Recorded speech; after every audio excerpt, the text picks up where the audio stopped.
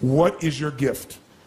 Are you an artist? Are you the talent that can produce something no one else produces as a skill or a product or a service or some impact? Are you incredibly good at management? You really know how to manage or lead people? Are you an extraordinary entrepreneur that can take that gigantic gut load of risk and can create the vision and attract the talent that you need and the managers and leaders? You may have all three abilities, but which one really fulfills you the most is going to be the critical question. Because we tend to want to do them all, especially in a room like this, because you're all overachievers, right? Me too. And you say, well, I can do all these. Yes, you can, but what will it do to your quality of life? See, again, the secret's going to be this. What is an extraordinary life on your terms today? Getting clear about that. At this stage of life, where you are, where you want to go. And I'll give you an example. I had the privilege of spending some time this last Easter. It happened to be that weekend. I got invited by the Dalai Lama for a really intimate group of people. They had a large conference, but initial meeting the day before was with about 45, maybe 50 people. And who was invited were a group of leaders from around the world in different areas, but primarily the people that were invited that were leaders in the Muslim world, leaders from the Christian world, and leaders from the Jewish world, called together by Dalai Lama in San Francisco.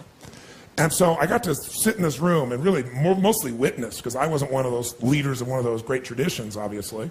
But the interesting thing was watching these people, and we're together on the weekend of Easter, the birth of Muhammad, and Passover. I mean, it was fascinating being there. It just happened, bam, it's all happening at the same time. You have all these people together. And the Dalai Lama is a really magnificent man, regardless of one's religious beliefs.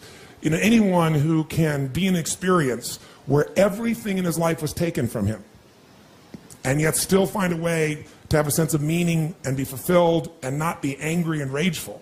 I mean, imagine your family being murdered. Imagine your country being taken from you. And for almost, 30, 40, 50 years, you're living in this way. You can't go home. You know, most people would not have a really great quality of life, because what would be going on in their head, in their heart, would make them insane. Because clearly, his life conditions don't match the blueprint of what he thought it was going to be like. And for most people, that makes them crazy. And yet this man who's been through all this truly is one of the most loving human beings you're ever going to meet. He's one of the most generous human beings you're going to meet, one of the most compassionate. Like, he prays for the Chinese soldiers that, you know, have taken over his country, and he doesn't do it like, I'm better than you. He just praises their brothers that their hearts will open, that things will shift through time. He's an amazing man. So he brings all these people together, as only the Dalai Lama can do, and he's very self-effacing, and he's very humorous. And you have all these people in the room. In the beginning, everything is really wonderful because, you know, everyone's getting together to discuss how do we get our great traditions to work together. And sure enough, people get up and they talk about who they're representing and what their, you know, sect of that particular religion is and the impact and how many people are there. And it becomes kind of a significance fight, like a group of business people getting together, fighting for position sometimes. And at one point, it got a little bit heated. And the Dalai Lama sitting in the chair, and people go back and forth, back and forth, back and forth. And I'm thinking, wow, how's he going to handle this? And he did this. He raised his hand like a school child. And everybody's talking. He just kept his hand up like this, little smile, right? And then finally, the room kind of got quiet, and then somebody called on him.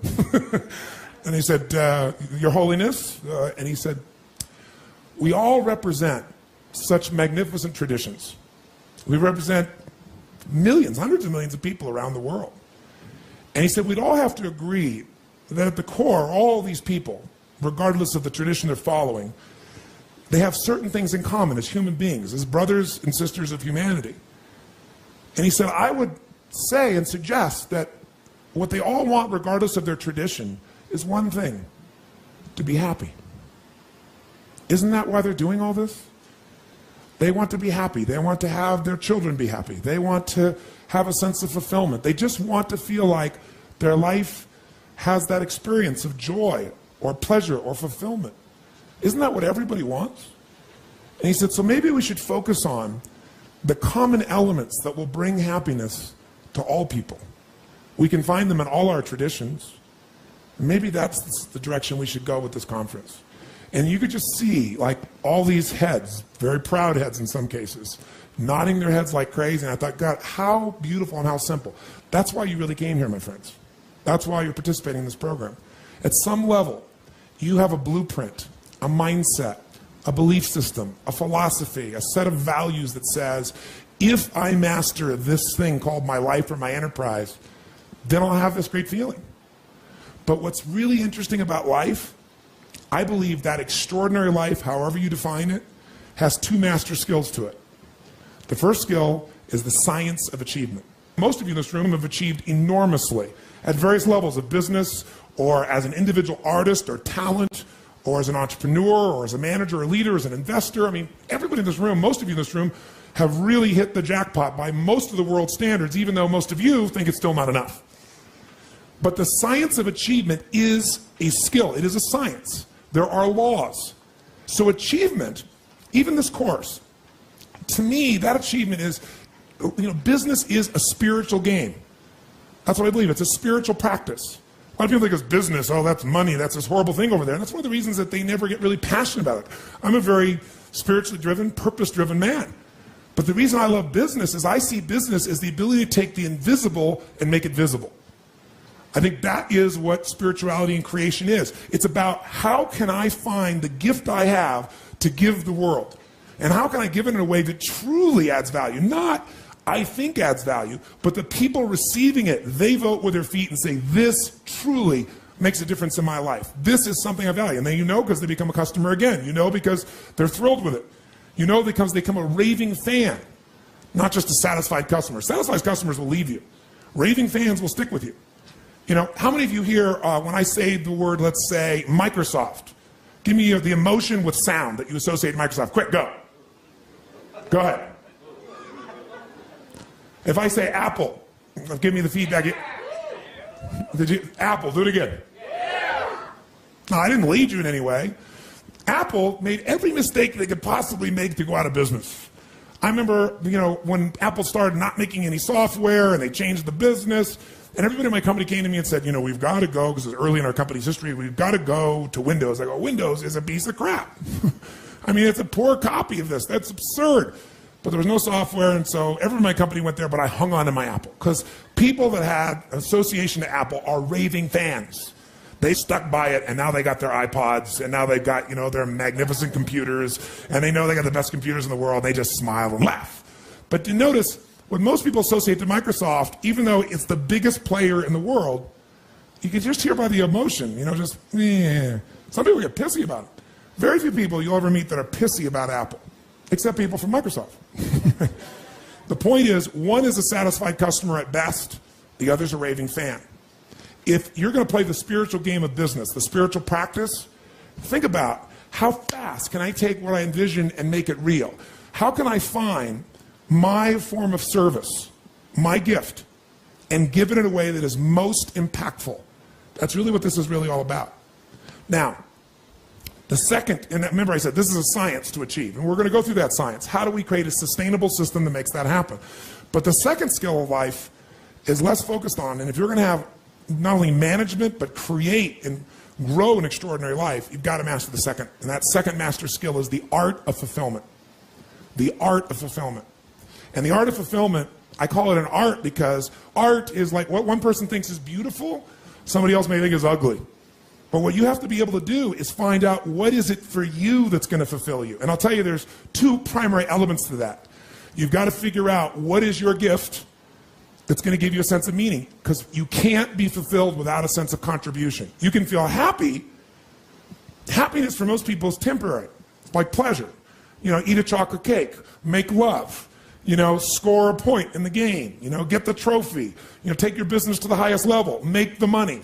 There's a moment in which, or maybe a day or an hour, or I don't know how long it lasts for you, but when you achieve those results, will you feel happy? How many know what I'm talking about here? Say I. And how long does it last? I can remember a day when I was on stage. I was in New York City. I was doing what I loved. I was, giving an event, and there was 18,000 people. And I was in the mode of doing what I love, going for it, full tilt. And during one of the stretch breaks, somebody ran up to me and told me our company went public that day, and I made $400 million that day. And I remember, wow, I thought, that is so cool. And then I just went right back to what I was doing, which is what I love most, which is serving people, my passion, lighting people up, feeling it. And then I went home, and I said, oh yeah, God, it's unbelievable, I made $400 million. What's for lunch? And I'm not saying that you know, in a cutesy way or an arrogant way. It's just like what you would have thought would be like the most unbelievable thing. That wasn't as fulfilling as my art, you know, my core gift being given. It was wonderful. And it's a good thing because later on, it was an internet company and I saw quite a bit of drop in that company, like about 90%, you know, 85%. And so I wasn't completely attached. I wasn't happy about losing that by any stretch. But my identity wasn't tied to it. So it was a hit. It wasn't thrilling. But I knew, hey, if I've done this, I can do it again. What have I learned from this process? But my gift was still there. I bring that up because you got to find out what your gift is. And many of you know what it is, and many of you think you know what it is. Remember, what makes you successful, what makes you fulfilled, may be two different things. So success without fulfillment, that's called failure. If you know somebody who's got everything they thought they wanted, and they're not fulfilled, they got a real problem. So what's going to make you fulfilled? Finding your gift, contribution. Life's not about me, it's about we. If we feel like we're contributing to someone else, then we don't just get something, we become something. And what you get never makes you happy long term. Who you become makes you very happy or very sad. So part of that art of fulfillment is, what's my contribution? The second part of it is appreciation. Some of you are contributing, but you're not taking the time to really appreciate. You're not noticing. So the art of fulfillment comes from contribution and appreciation.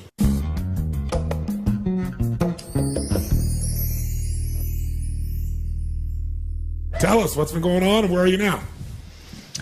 Well, I started my career by producing products 25 years ago, and I've always sold them. Yes. And I thought that I needed to sell them in order to make the money. Yes. So that's been the pattern. Yes.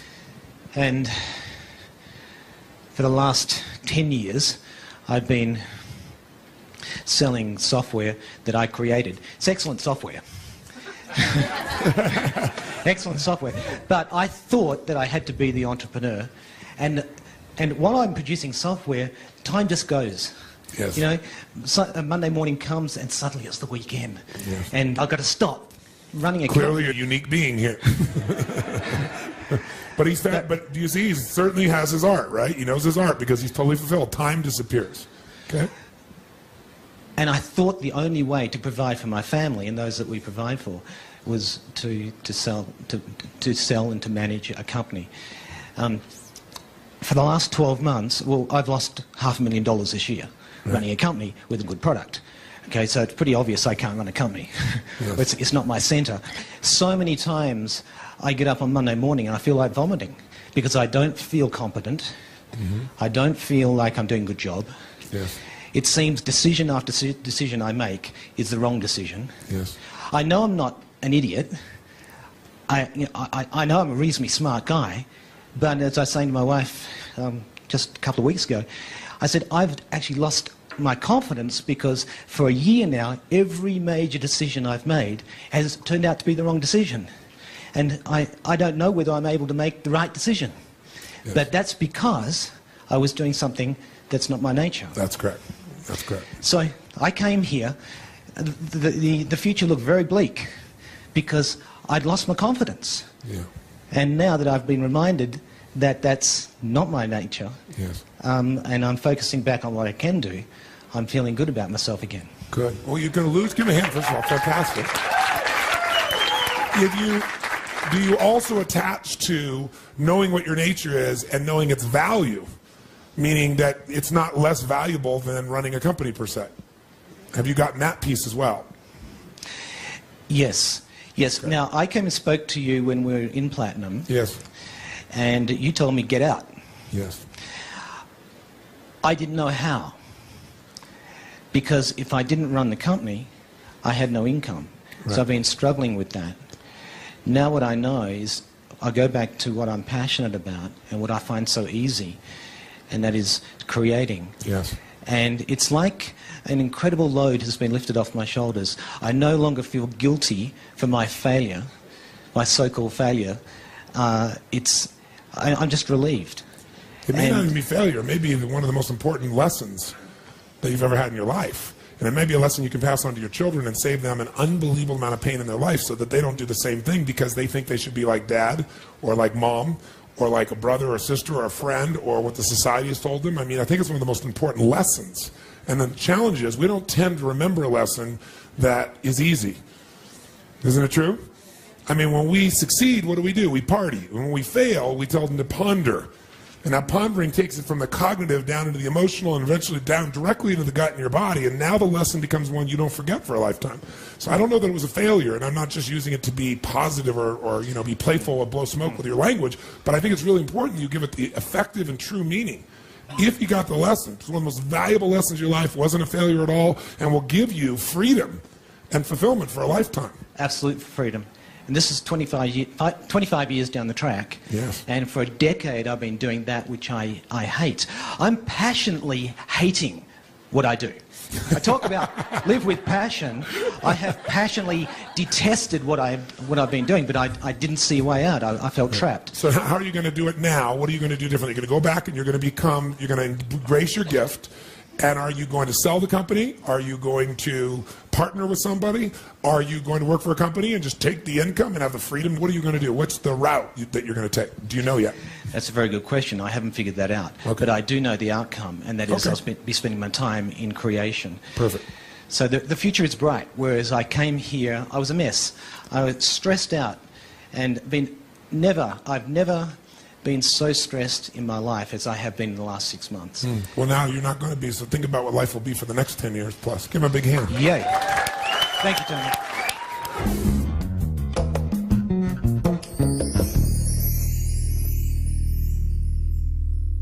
Whether you're the talent, that's the gift you've got, whether you're the manager leader, whether you're the entrepreneur, find your gift and give it every day with more intensity, more beauty, more love, and more unselfishness, and ironically, you'll fill up even more. You'll feel more love and joy and happiness because you'll love yourself, for God's sakes, regardless of what other people do. And it won't be an ego love yourself where you're lying to yourself so you can make other people think you're a certain way. It'll be you connecting with you. And when you connect with you, it's very easy to connect with the real part of other people. That's what life enterprise management is. I'll give it to you. 3,000-year-old simple phrase. Know thyself. But I'll add one. Then be thyself. You know yourself, but you don't be yourself. You just wasted all your time. Don't make yourself wrong. Engage yourself. Find the gift. I'll give you a perfect example. I have a friend, John McCormick. He owns a company called Visible Changes Hair Salons. I don't know how many he got now, like 75, whatever they are. Very, very successful man. He was Inc. magazine's, Entrepreneur of the Year many years ago. And when I first met him, we had these great conversations, and I asked him about what really changed his life. And this guy was, from the Bronx, or Brooklyn rather, and all of his family members, his father and his father's father, had all been police officers. So kind of picture that culture growing up. What are you supposed to be when you're born? A cop, right? And everything associated with cops important. So you like your mother or father, you like your family, they're close and loving to you, and he's a cop, and grandpa's a cop, and the culture's being a cop, you're going to be a cop. So he became a cop.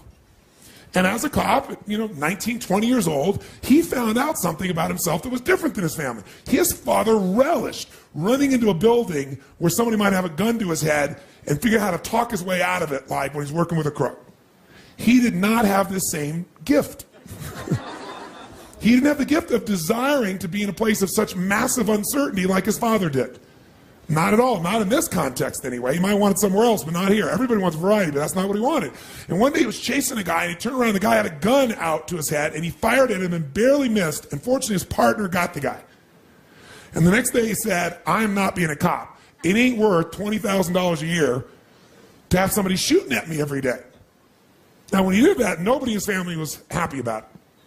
But he said, I am not going to do that. I'm not.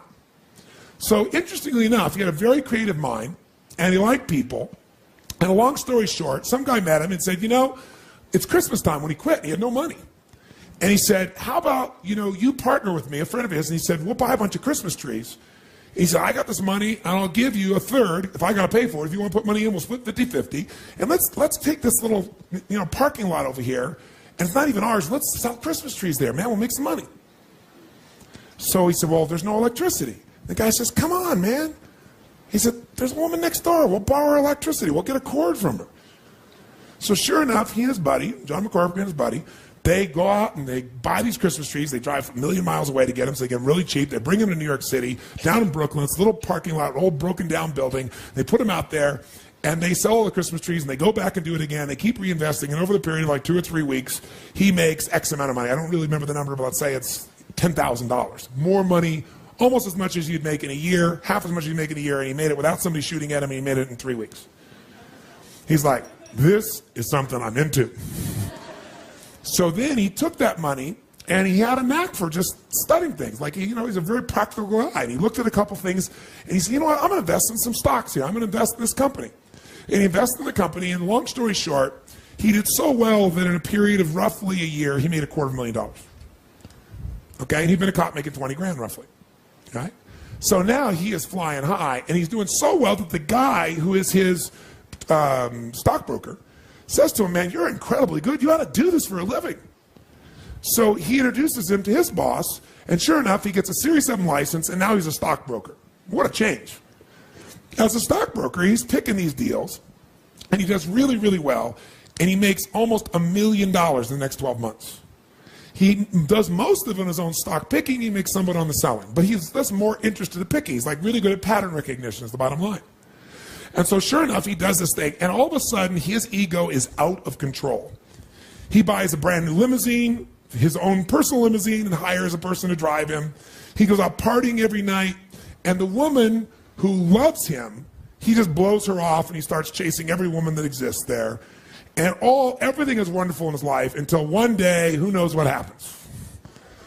The market crashes, and sure enough, as the market starts to crash, specifically his stocks crash is the most important thing, and he loses everything. Now he's losing everything, but now he's down to pennies again. He's down to like $5,000, and of course he throws all that down too, and he misses there, and he's like, oh, if I could just get some money, I can do it. So he convinces a bank, based on the money he's earned in the last year, to loan him money. And the next thing you know it, he's $250,000 in the hole, owns nothing, his car is repossessed, all his friends disappear, because they weren't really his friends, they were just people that were getting resources from him, and he's completely alone. And now he wants to kill himself. Because, contrast, I've been a millionaire in a year, and I've had everything, and I have no friends, I have no car, I have no home, I have no direction, I don't have a college degree, I'm humiliated, I'm destroyed. So he goes to the beach, right near the pier. And he's sitting on the beach, and he's looking at that, and he's planning how he's going to do it. Like, do I tie a rock to myself, and jump off the pier? He can't live this way anymore. He thinks he can't deal with it. He is what you would call stuck. Right? With a capital S. And as he's sitting there, and just looking out and all this anger and intensity and stuckness inside, instead of engaging, he's just living in it. And this old guy, probably 70 years old, comes walking by and he goes, the ship. And he looks up and he goes, Sonny, looks at the boy, the ship. Your ship ain't coming in. There's a sandbar there. It can't come in. You got to go out to your ship. And he said, well, what are you talking about, old man? He goes, your ship, it ain't going to come in for you. You got to go out to it.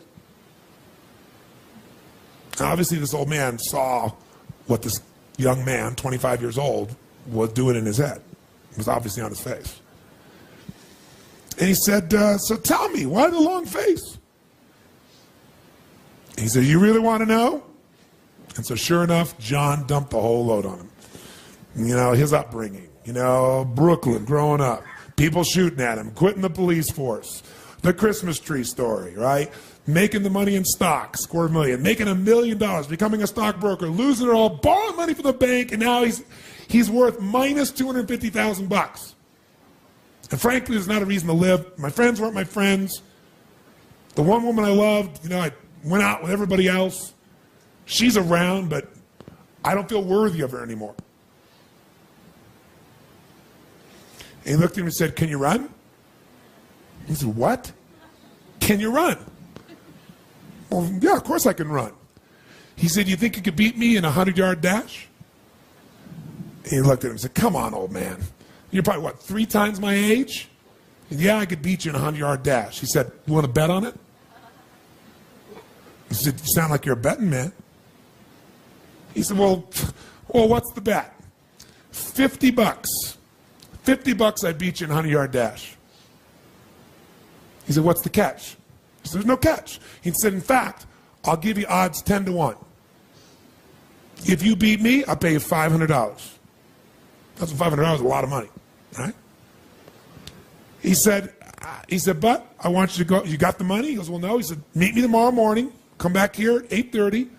We'll have our run. Bring the $50. You beat me in a 100-yard dash? $500. I beat you. I get the $50. Deal? He goes, okay, old man. He shook his hand and he told me later. He said, I don't know what this deal is. Maybe the old man just feels sorry for me. He's giving me $500. But for the first time, he had a compelling future. He said the problem is he didn't have $50. So he went home to his girlfriend, the one that stuck by him, right?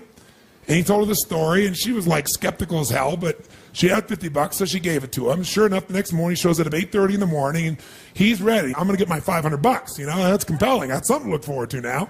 Got a reason to live, at least for a day or two. You know, $500 would be a lot of money again. At least I could, you know, maybe I could invest. I could do something, he said. So he gets there, and sure enough, he's waiting, got to show up. Sure enough, he ends up sitting in the same place, looking at the water, and he goes, ready, Sonny? And he looks up, he goes, yeah. He goes, you got your $50? He goes, yeah. You remember the odds? I said, yeah. 10-1? Yeah, great. He says, now, Sonny, are you strong? Think you could beat me? I said, oh, yeah. He said, now, you ever been to the track? He said, what do you mean? He said, have you ever been to the horse track? He said, yeah. I said, what happens when one horse shows up and he looks a lot stronger than the other horses? He said, well, they handicap him. He said, that's right. He said, so I brought you something.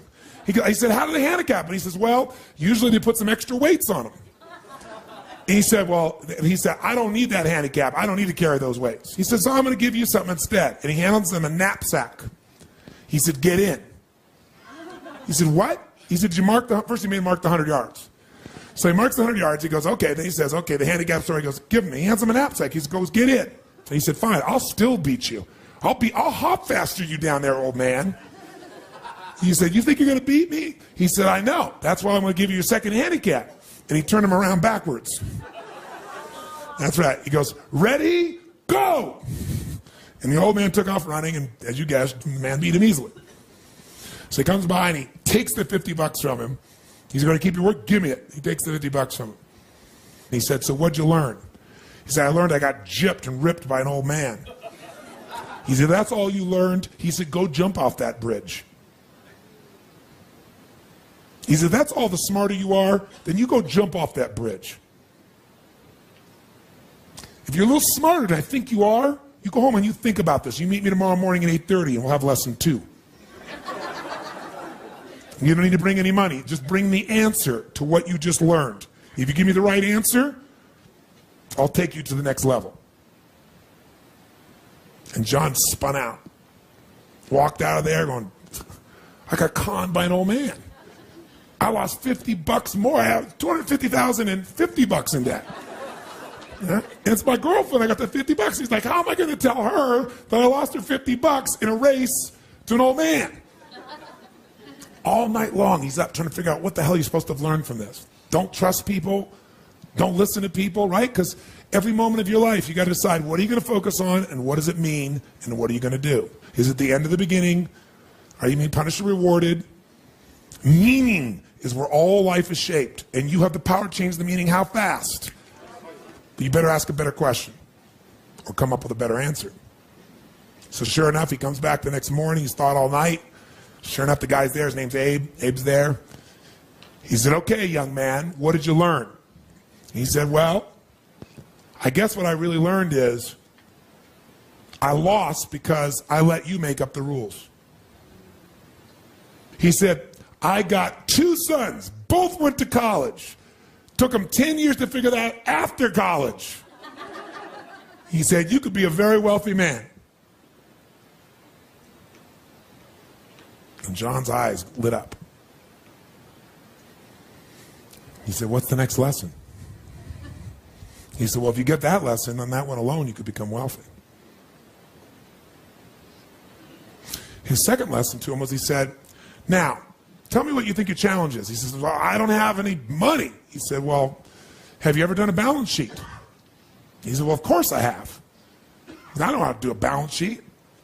He said, great. Well, let's do the balance sheet on your life here. Tell me what's on a balance sheet. What do you see on a balance sheet, guys? What do you see? What do you see? Assets and liabilities. He said, so you're telling me right now you can't succeed, you don't have a reason to live. And he said, my guess is it's because you haven't done your balance sheet in a long time.